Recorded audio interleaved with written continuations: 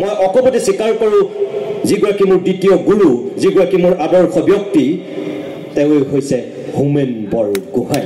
আৰু সেই হোমেন বৰগোহাঁই হৈছে আপোনালোকৰ বংশৰ উত্তৰসূৰী। 2, সেই বিবেক সদৃশ ব্যক্তিগৰাকীৰ পিছত আন এগৰাকী অসমৰ বিবেক সদৃশ ব্যক্তি, তেওঁ হৈছে ডক্টৰ হীৰেণ গোহাঁই। এই দুয়োজন মই ভাবোঁ যোৱা 4টা দশকত অসমৰ সমাজ জীৱনৰ অঘোষিত অভিভাৱক আৰু আমাৰ গোটেই জাতিটোক বৌদ্ধিকভাৱে নেতৃত্ব দিয়া দুগৰাকী খনিকৰ। আৰু এই দুয়োগৰাকী ব্যক্তি আপোনালোকৰ এই বংশৰে উত্তৰসূৰী। আৰু মই সেইকাৰণেও আপোনালোকৰ মাজলৈ আহিছোঁ, কাৰণ যেনেকৈ বৌদ্ধিকভাৱে ডক্টৰ হীৰেণ গোহাঁই ছাৰ আজিও উজ্জ্বল নক্ষত্ৰ, সৌসিদিনাখন আমাৰ মাজৰ পৰা আঁতৰি গৈছে হোমেন বৰগোহাঁই ছাৰ মোৰ কাৰণে দ্বিতীয় দেউতা, মোৰ জীৱনৰ আদৰ্শ, মোৰ গুৰু।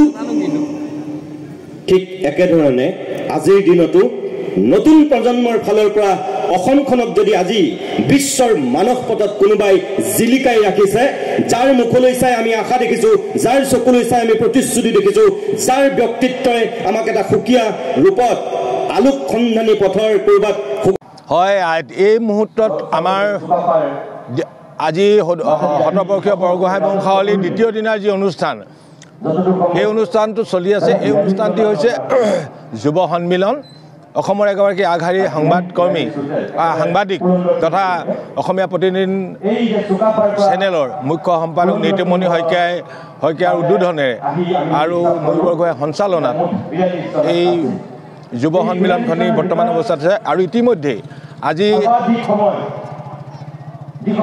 বিয়লি যুগ সন্ধিখনত অসম আৰু অসমীয়া জাতিৰ ভৱিষ্যত শিক্ষক এক মনোজ্ঞ আলোচনা চক্ৰ অনুষ্ঠিত হৈ যায়। আৰু এই আলোচনাৰ মুখ্য আলোচক হিচাপে উপস্থিত থাকে বিশিষ্ট গৱেষক, ডিব্ৰুগড় ইউনিভাৰ্চিটিৰ অৱসৰপ্ৰাপ্ত অধ্যাপক ডক্টৰ গিৰীন ফুকন ডাঙৰীয়া আৰু প্ৰাঞ্জল প্ৰতিম বৰা ডাঙৰীয়াকে প্ৰমুখ কৰি বহুকেইগৰাকী বক্তাই এই অসমীয়া জাতিৰ যুৱ সন্ধিখনৰ সময়ছোৱাত এক মনোজ্ঞ আলোচনা কৰা উপস্থিত সকলোকে, উপস্থিত ৰাইজক তেখেতে এটা নতুন দিশৰ ঘোষণা কৰাৰ লগত নতুন দিশ সম্পৰ্কে আলোচনাত আগবঢ়ায়।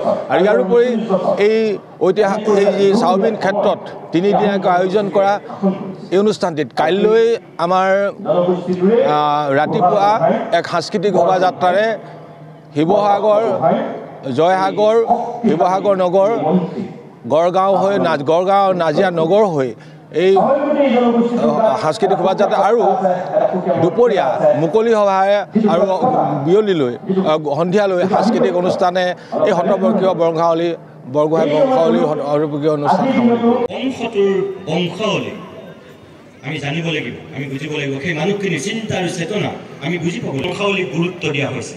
ইয়াক আজি কিয় আলোচনা কৰিব বিচৰা হৈছে কথা পাতি আছোঁ, কাৰণ মই একো নাজানো। মই আৰু তেখেতসকলৰ পৰা মই যিখিনি গম পাইছোঁ যে অৰূপ বৰগোহাঁই জ্যেষ্ঠ বিজ্ঞানী, তেখেতে হয়তো সেই বিশ্লেষণটো আগবঢ়াব।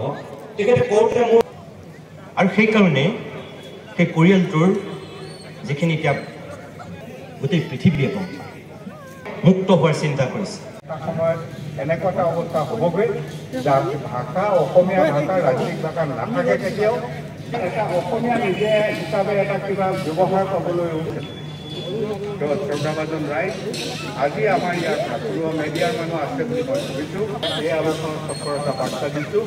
মানুহখিনি সেই মানুহখিনিয়ে নিজৰ নিজস্বতাটো লয়, একমাত্ৰ নিমখৰ বাহিৰে একো বস্তু তেওঁলোকে ধৰিব লাগিব নিজকে। মই চাকৰি দিম, কেনেকৈ দিম? মই এটা ফিচাৰী কৰিম। মোৰ মাটি 2 বিঘা আছে, তাৰে 1 বিঘাত মই এটা ফিচাৰী কৰিম। ফিচাৰীটোৰ পাৰত মই কি কৰিম? মই হাঁহো পুহিম, মুৰ্গীও পুহিম, ব্ৰইলাৰো পুহিম, গাহৰিও পুহিম। এই গোটেইকেইটা কৰিবৰ কাৰণে কিমান লাগিব মানুহ? মিনিমাম 2-3টা ৱৰ্কাৰ লাগিব, 3টা পৰিয়াল থাকিব এটা পুখুৰীত। সেইটো হ'ল মোক চাকৰি নালাগে, মই চাকৰি দিম। আৰু বেলেগ বেলেগ কথা, মই এটা সৰু উদাহৰণ দিছোঁ। তাৰ বাহিৰে এতিয়া এটা নতুন ধাৰা আমাৰ